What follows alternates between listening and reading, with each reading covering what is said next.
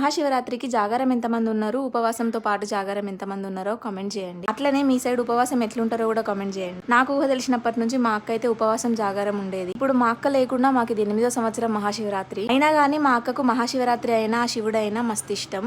ప్రతిసారి మహాశివరాత్రికి ముందు రోజే నాకు కలలో కనిపించడం ఒక ఆనవాయితీలాగా వస్తుంది. ఆమె చనిపోయిన దగ్గర నుంచి ప్రతి సంవత్సరం నాకు కల్లో కనిపిస్తా ఉన్నది. ఇంకా మా అక్క అయితే ఉపవాసం ఉన్న ప్రతి సంవత్సరం నేను కూడా ఉంటా అని ఫెయిల్ అయ్యేదాన్ని. అదే మధ్యలోనే వదిలిపెట్టేసి తినేదాన్ని. అంత ఆకలేసేది, నేను ఆకలికి అసలు తట్టుకోలేను. ఇంకా మా అక్క చేసే ఉపవాసం చూస్తేనైతే అమ్మో అసలు బతుకుతారా జనాలు అనిపిస్తుంది. మార్నింగ్ దేవుడికి దీపం పెట్టిన దగ్గర నుంచి మళ్ళీ సూర్యాస్తమయం అయిపోయిన తర్వాత స్నానం చేసి దేవుడికి దీపం పెట్టిన తర్వాతనే పాలు గాని నీళ్లు గాని తాగేది. ఆ తర్వాత జాగరణ స్టార్ట్ చేసేది. జాగరణ చేసే టైంలో మాత్రమే ఫ్రూట్స్ తినేది, అదైనా కూడా వెరీ లిమిటెడ్. ఇంకా మా అక్క 2 years అయితే చనిపోతుంది అనగా నేను కూడా ఉండటం స్టార్ట్ చేసిన. అప్పుడు నేను మా అక్క కలిసి ఉండేవాళ్ళము. అవన్నీ గుర్తుకొస్తే ఇప్పుడు మస్తు బాధ అవుతుంది. ఇంకా అట్లనే కంటిన్యూ చేస్తూ మా మ్యారేజ్ వరకు అయితే ఉన్నా. మ్యారేజ్ తర్వాత మాత్రం ఉండొద్దు, పెళ్ళైంది కదా కొత్తగా మీరు ఉండొద్దు అని అన్నారు. ఇంకా ఆ సంవత్సరమే మండే రావడంతో నేను కూడా వదిలేసిన. ఆ ఇయర్ నుంచి ఇప్పటి వరకు అయితే ఉపవాసం గానీ జాగరణ గానీ ఇంతవరకు మళ్ళీ లేను. అదేంటో నెక్స్ట్ ఇయర్ అయినా మండే వస్తే ఖచ్చితంగా ఉండాలని అనుకుంటా ఉన్నా. ఇంకా ఇవాళనైతే లంచ్ లోకి టమాటా మునక్కాడ కర్రీ చేసిన. అట్లనే మా చిన్న పాపకి క్యారెట్ ప్యూరీ కూడా రెడీ చేసి పెట్టేసిన. ఈవినింగ్ వరకు మెట్టు రామలింగేశ్వర స్వామి గుడికి అయితే వెళ్ళాలనుకుంటాను. అదే మెట్టుగుట్టకి.